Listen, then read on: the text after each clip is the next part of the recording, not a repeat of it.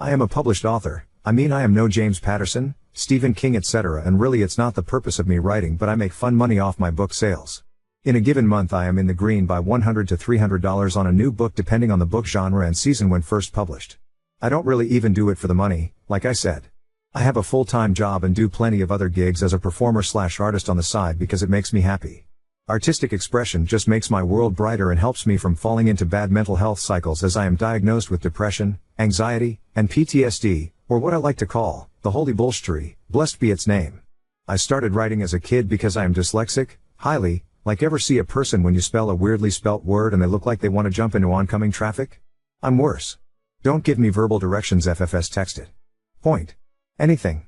The second my mental word is required to need to know too many words at any given time, I panic. I have tried every class, app, TikTok life hack, it's not my strength. I am good at other things like coding or planning events, etc. I have other strengths. So I just do my best and keep swimming like a dyslexic dory. That said, I was teased and bullied relentlessly all through childhood, a lot growing up, and labeled a dunce, so the trauma lives. For an example, I was in my local paper, small town, for an event at school. I was like second grade at the oldest. I made a whole imaginary town out of recycled materials and had a story with it as my end-of-year project. I worked on it for literal months, even figuring out how to make it foldable so it easier to travel with it in my grandfather's minivan. My story had 10 chapters and was handwritten in my messy kid handwriting. I had a teacher, Miss Smith. That's her real name, because F that woman and it's common enough. She said my project was low class, but I guess I shouldn't expect much from you, and she walked off. Her son, my classmate, stomped my project to oblivion. He smashed my Play-Doh figurines of the people and pets, and as if that was not enough, he pointed and laughed at me when I cried. He then put copies of the article with my picture but added a dunce hat and laughing faces in the school, lunchroom, homeroom, etc. I mean, the guy could cure cancer if he used that determination on it. I will give him that. If you're reading this, Tyler, F you in particular, and may your socks always be just a little damp. I was unlucky enough that when I moved, Tyler's mom happened to as well, so guess who had the privilege of that Gems company for 3 grades? Tyler shoved me lockers in the 4th grade. He called me dumb every day. In 5th grade I was called dumb and fat. I was an underweight child. So fast forward and I am now in my early 30s, still dyslexic as hell. I live in a different state. I have a life and learned ways to deal with my weird brain and function. I moved on from childhood trauma, therapy, etc., etc. There is a guy I liked, Brian, and Brian seemed to like me too, so we decided to do non-date causal hangouts to see if we vibe enough to consider dating. His words an idea. We hung out one-on-one for several instances, but once he was super late, so I had my laptop out. He saw me when he arrived and asked what I was doing, and I sheepishly responded I was working on my next book. He inquired more and I told him I published my first when I was 17 and have published at least one every year since then, and told him of Ms. Smith and Tyler and more horror stories I won't get into as this is now a novel itself, lol, but that it spurred me to prove them wrong and beat this weird stereotype that neurodivergent folk are dumb, etc. He asked to read it, and I said no. I use a pen name on purpose as those Amazon reviews can make you want to eat your own soul from your body, so I keep it separate from everyday life. Well, turns out if you know me and my nerdy joys, my pen name is easy to guess. From there it's easy to find because I mentioned Amazon, and let's just say my bio makes it pretty clear. At our next meetup he asked me if I was said author and my shocked Pikachu face told him everything, so he started reading the series. He came back the next time we met to laugh and say, I see why you don't put your name on your works. Don't quit your day job. Your writing sucks. And he placed a copy of one of my books down on the bar. I couldn't help but drop my shoulders. He was laughing and talking, not seeing my expression, and kept saying how he wasted hours of his life in FFS. Someone take my laptop, as it might be a lethal weapon meant to kill us all with boredom. Turns out he's not into mysteries or fantasy. I said that maybe it's just not his genre, and he said it wasn't, but an R-word, 3rd grader could have done better, and it's a good thing I'm good at my job. It was then that I could see he actually took in my expression and he backtracked. I mean, you clearly don't do it for money, so it's whatever, right? And said I have other strengths, but he did not believe at all that I make money off this. He asserting, surely, I buy my good reviews and probably bulk buy my own books to improve sales. I don't do any of that. I just smiled it away and said, well, I can't please everyone, but I did make $250 this month from the sales of my last book alone, so some people must like it, and laughed it off. But I knew then and there I didn't want to pursue him anymore.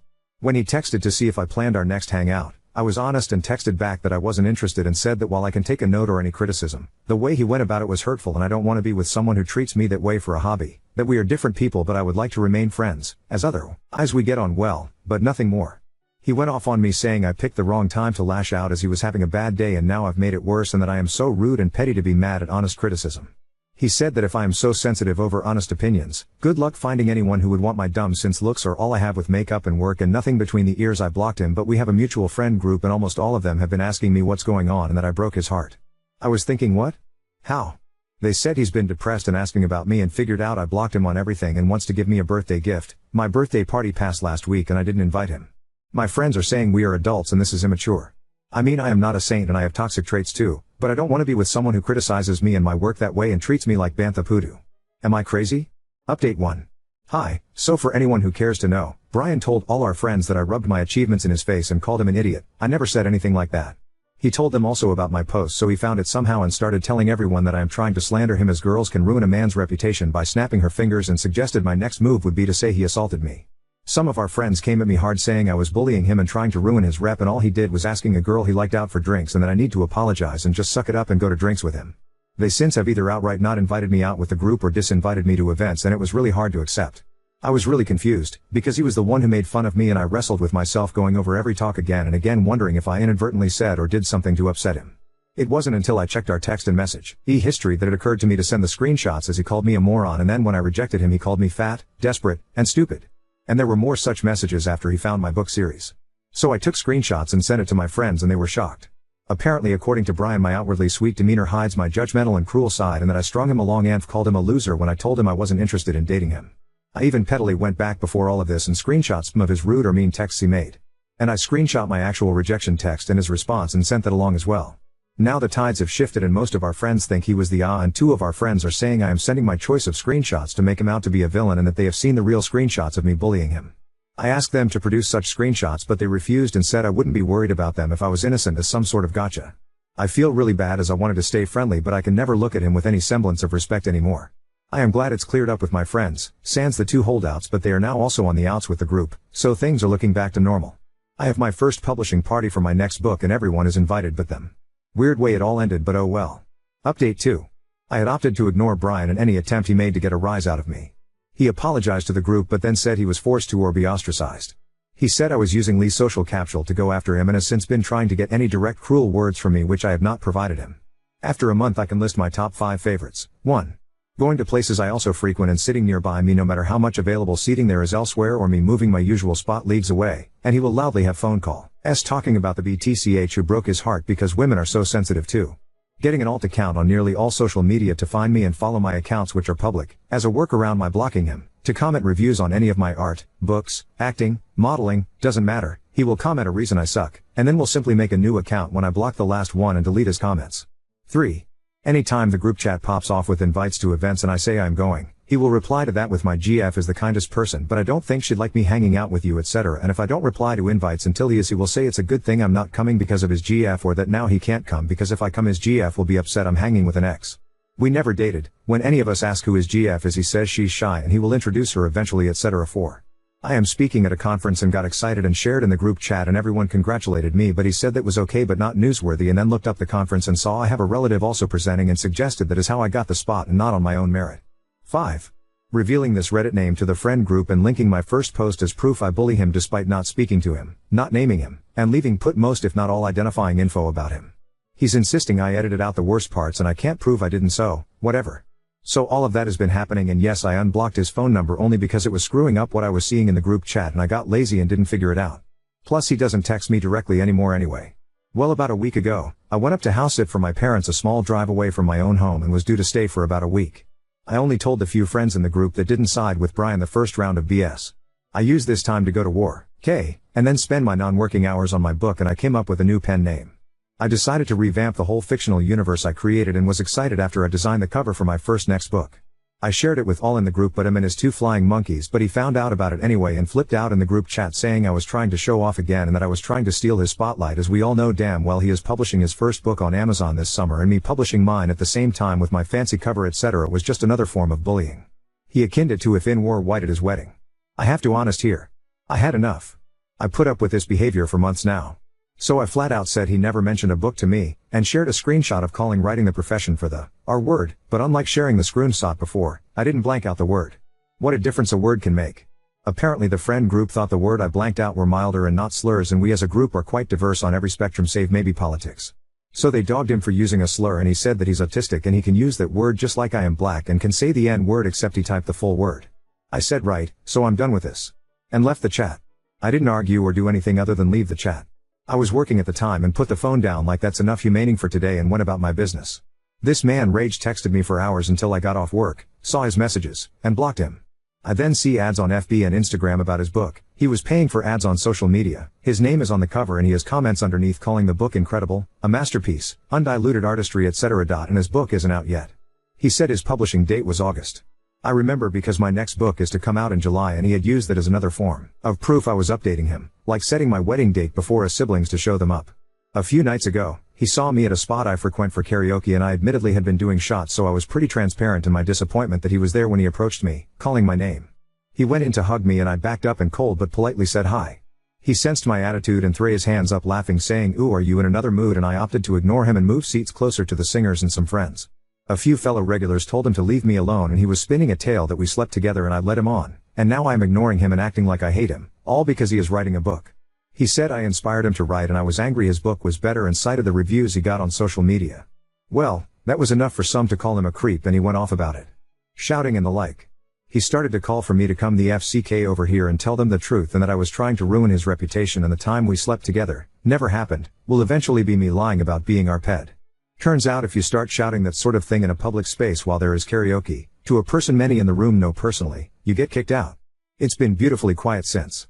I told the friend group what happened and he is out of the group chat. Some still speak to him, the two holdouts from before, but they have not said boo to me directly. So I guess this makes this my final update. Not very exciting but a bucket of crazy and I had to share. My neighbors know because one of the regulars at the bar lives walking distance from me and he told everyone at the community pool etc. I have such kind folks I never spoke to but have seen in walking my dog etc. saying they are being watchful of my home and to call if I need anything. I didn't know people could be like this because he was never like this before. He always was sweet to everyone in the group and we agreed on damn near everything. He would be complimenting me, telling me how smart and pretty I am and would even joke and not hitting on you and laugh. To be honest, I am excited for August. I will be the first to buy his book. He's using his real name and has been advertising about it so, hey. Update 3. So Brian's promised book came out on the 1st, the cover art looks AI generated and I know he's really into a site/program called Mid-Journey that he makes memes with this month on Amazon. His page promises that it's the start of a series. Even before it came out, it had reviews raving about it being a masterpiece so okay, I went and bought myself a copy. It's a fantasy story. About 30-ish chapters. I don't want to say too many details that could identify him or myself even though I don't overly believe too many others read it but I suppose I can share that it's smutty but like in a way horny teenaged boy would want it to be, if that makes sense. I actually read the whole thing. There is an elf character by my real first name that the main character sleeps with and she is described remarkably similar to my appearance including my non-natural colored hair. She ends up be outed as a narcissistic traitor and is killed, like Game of Thrones style dead. I talked to some friends that know the both of us about it and even brought the book and we spent a good chunk of time reading pieces of it over drinks and my friends agree it's a rage write. They even pointed out other characters named and given the vague appearance of other people Brian knows or has talked about and the ones we know he doesn't like, such as our friend group that cut ties with him, all have something awful done to them and characters with the names of his two friends that sided with him. Still waiting on those screenshots and proof I bullied this man, guys, became rulers in this fictional land and were portrayed as heroic I'd kicks to the main character that has his real name and of course is the hero of the story. It had several plot holes and I'm not trying to be mean, but it didn't have an editor and it showed. I promised I am not trying to be cruel about this because the dude did write a book and I know from personal experience that in and of itself is a hell of a feat. It's hard and at times infuriating and it takes a lot of dedication and time. I'm not trying to belittle his efforts at all, fair play to that. But it's quite clear it was rushed. The chapters vary in length with some being super weirdly short and choppy and others being super long and wordy. If you write a book, have it edited. Trust me on this. I'm a wordy person too, if you haven't noticed Lamau, plus my brain has a hard time with typos and the like, you don't want something out there not read over at least once at the very least by someone you know to check for these issues. Brian saw me about a week ago out and about and he'd be lying to me, I mean he was zeroed in on me. I knew what was happening before he even opened his mouth. He needed to talk about his book. He was so nice to me it was actually uncomfortably nice but I can't explain the look in his eyes. He hates me. He launched into the whole story that he wrote a book too and it was so easy and it's selling really well, probably better than mine. His exact wording, because it was such an obvious jab I couldn't forget, was yeah I was so surprised I think I have like double your numbers or something. Maybe it's how I marketed it or something. Maybe you should try, and he went on to give me tips that I so clearly needed. Then it was time for him to hand me a copy to give it a read. I told him, "Oh, I have a copy. I bought it as soon as I could." He looked shocked at that, and I said that I of course wanted to support other authors, and he was like, "You did, huh?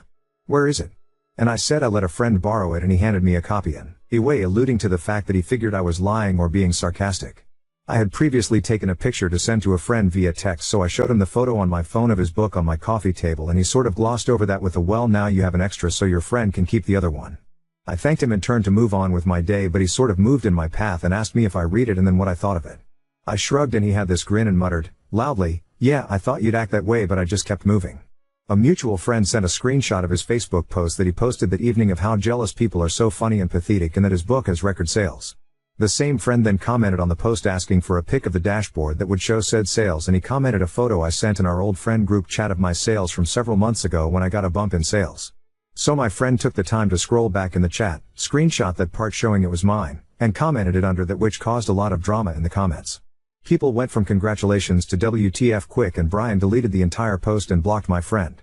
Since then he's been avoiding me publicly, but keeping up his fake social media profiles and insulting me every chance he can. He talks to himself as alternate accounts gossiping about how I am fake, rude, a bully, jealous, and the like. If I block one, another pops up, and a comment will appear from another account outing me as someone who blocks anyone I don't agree with for calling me out. I stopped blocking mostly because in our new friend group chat, we post screenshots of the comments and messages, and it's become a sort of game to spot his accounts. So Brian, because I know you're reading this, I will be keeping this account, and I've found writer subs here I will be joining. Now on to second story. Husband wants his ex-wife to be our daughter's primary caretaker instead of daycare, but I'm firm on maintaining our boundaries. My husband, 38 male, is trying to convince me, 28F, to have his ex-wife be the primary caretaker for our daughter instead of utilizing daycare when we return to work. Our daughter will be 3 months old when my maternity leave ends, and the plan has always been for her to go to daycare. We have read reviews and interviewed the director at the daycare, and up until about a month before our daughter was born he seemed satisfied with this arrangement. Around the 7-month mark of my pregnancy, my husband got the idea that we should ask his ex-wife to watch our daughter instead of utilizing daycare. We have a very positive co-parenting relationship with her and have never had so much as an argument. We all work together to do what's best for their son, M8. While we have a great co-parenting relationship, I'd like to maintain the current boundaries we have in place. To me, having to drop our daughter off every day and pick her up before and after work has potential to blur lines and create an arrangement I'm simply not comfortable with. While I understand this would likely save us money and give him peace of mind with personally knowing who will be watching our daughter, I don't think it is something I will ever be entirely okay with. He insists I need to put my ego aside and take emotions out of my decision making to choose what's best for our daughter. This arrangement would also require him to alter his work schedule significantly and require either one of us to take off work when she or their son is ill, not to mention we would have to plan summer vacations around her schedule as well. Maybe I am more comfortable with the idea of daycare since I was in one until roughly 5th grade and still maintain contact with the teachers I had while there. I just want to maintain boundaries, so am I the asshole for not wanting my husband's ex-wife to watch our daughter full time when we return to work? Update 1. After showing my husband the post I made here on Reddit, he seemed genuinely surprised with the overwhelming number of people that were siding with me on this.